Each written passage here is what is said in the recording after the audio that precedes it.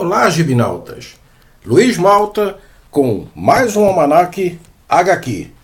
Hoje nós vamos falar de música. E antes disso, eu quero aproveitar para pedir para vocês para deixarem logo o seu like para apoiar o nosso trabalho e se inscreverem no canal se ainda não forem inscritos, ok? Bom, vamos lá. Vamos falar hoje de música. Não essa música mal feita de hoje em dia, mas uma música que marcou época e que ainda influencia muita gente de bom gosto hoje em dia. Bom, vamos voltar um pouco o tempo para falar desse disco aqui. Então, começamos no Brasil em 1972, quando um grupo de músicos mineiros se reúne para gravar esse álbum duplo, apenas com a pretensão de registrar algumas músicas. E, sem querer, acaba criando um dos marcos fundamentais da música brasileira. Eu estou falando desse álbum aqui, que é o Clube da Esquina, do Milton Nascimento e Lô Borges, com participação da nata da música mineira, como Beto Guedes, Toninho Horta, Wagner Tiso, Novelli e Tavinho Moura, entre outros, ok? Estamos falando exatamente desse disco aqui, que marcou época. Bom, nessa altura vocês devem estar perguntando o que toda essa história tem a ver com quadrinhos. E eu respondo, tem sim, e muito. Afinal de contas, hoje nós vamos falar dessa publicação aqui, chamada Histórias do Clube da Esquina, que é uma sensacional HQ, escrita e desenhada por Laudo Ferreira, com arte e cores de Omar Vignoli. Foi lançada em 2011 pela editora Devir. Ok? Bom, vamos dar uma geral aqui nesse material. Para começar, nós temos aqui uma série de fotografias, como tem dentro do álbum ali Clube da Esquina, que também tem uma série de fotografias assim, de vários participantes. E nós temos aqui um prefácio de ninguém menos do que o compositor Márcio Borges, que é um dos criadores do Clube da Esquina, um grande letrista, que também é poeta e escritor. Temos aqui a figura do nosso Bituca, que é o Milton Nascimento, que aqui na capa é representada por essa mão aqui com o violão. E começamos aqui contando a história do Clube da Esquina, mostrando várias facetas, né? Nós temos aqui, por exemplo, a parceria aqui do Lô Borges com o Milton Nascimento. Aqui nós temos o Márcio Borges, começando a contar da onde veio o termo Clube da Esquina. Temos aqui o Lô Borges, temos o Toninho Horta.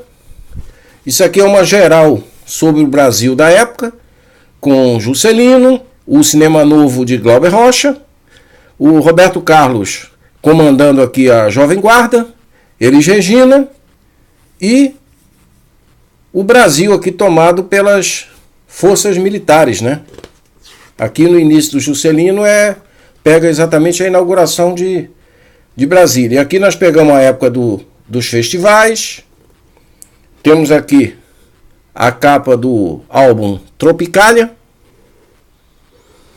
Gilberto Gil, e o Milton estreando aqui no festival em 1967, né? Com Travessia, uma música composta em parceria com Fernando Bran. E nós temos aqui a participação dele. E o quadrinho vai contando toda a história do Clube da Esquina. Nós temos aqui, Wagner Tiso, Fernando Bran, que é o parceiro do Milton, Ronaldo Bastos.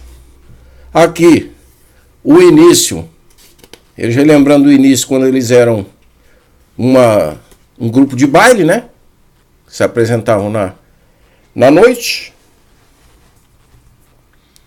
Aqui as reuniões na casa dos Borges, que é da onde surgiu tudo. que eram músicos totalmente ligados no som dos Beatles, né? E daí é que saiu todo esse clima para a criação desse trabalho. Então continuamos aqui. Os encontros em bares, que também eram coisas comuns na época. A participação aqui num festival estudantil. Tá aqui, ó, nós temos aqui a figura do Beto Guedes. E aqui essa participação no festival estudantil com a música Equatorial, que é do Lô Borges, com a letra dele, do irmão dele, o Márcio Borges. E aqui uma participação dele com o Beto Guedes num festival estudantil, quando simplesmente mudaram os nomes deles, né? Mas isso aqui esses detalhes só você comprando o quadrinho para sacar.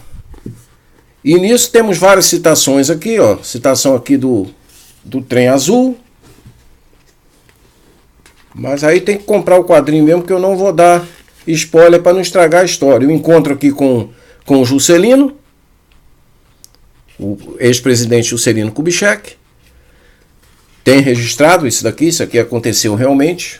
Tem essa foto, tem esse registro dessa época aqui. E a música deles sempre evoluindo, né? Sempre buscando novas texturas aqui. Temos inclusive uma citação aqui do Lennon e McCartney, que eles fizeram exatamente uma música chamada Para Lennon e McCartney, que na época tinham acabado com os Beatles. E aí esse gibi vai nessa pegada musical, ó. Isso aqui é o Jeep que é citado na música Manuel o Audaz, que esse era exatamente o nome desse Jeep aqui, que é um Jeep que eles andavam por tudo quanto é lado.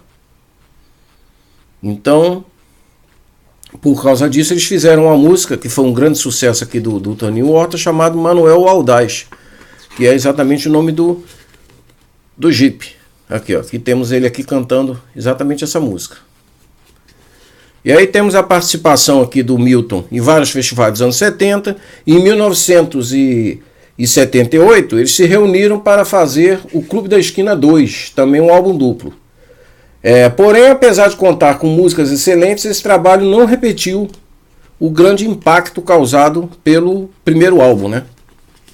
Mas também é um documento importantíssimo. E aqui apresenta uma figura comum, a Olímpia, né? Que era uma figura comum em terras mineiras, assim, conhecida assim, a Olímpia, que ganhou exatamente uma música nesse álbum, no Clube da Esquina 2. E aqui temos aqui a briga com a censura, né? Que dava muito em cima das músicas do Milton, né? Das letras dele. Encontros aqui com outros nomes da MPB, como Clementina de Jesus, como a participação aqui do Naná Vasconcelos. E todo esse clima cultural que existia no Brasil da época. Eu queria aproveitar para dizer para vocês que esse aqui foi um dos episódios que eu gostei mais de fazer. Aqui nós já chegamos no final, né? A reunião aqui do pessoal do Clube da Esquina. Eu mais gostei de fazer por me remeter aos tempos de Brasília, nos anos 80, quando a gente se reunia, né? Reunia com os amigos para fazer música. E o som do Clube da Esquina sempre estava presente nessas reuniões, ok? Então esse material aqui é um material muito interessante, que vale a pena correr atrás. Tá aqui a parte de trás aqui, que traz exatamente o vinil aqui do Clube da Esquina. Isso aqui seria a capa por inteiro, né? Com todos os personagens aqui, ó. Inclusive aqui o Tavito, que não aparece lá dentro, mas ele aparece na capa e é citado também. E esse material aqui é um material para colecionador, que vale muito a pena você correr atrás, se tiver interessado num outro tipo de quadrinho que seja mais voltado para a cultura brasileira. É um trabalho totalmente brasileiro isso aqui, e é o o nosso toque dessa semana. Se você puder adquirir isso aqui, se encontrar em algum lugar, não perca a oportunidade, que vale muito a pena. Ok? Bom, semana que vem nós estaremos de volta com mais um Almanac HQ. Valeu, um abraço!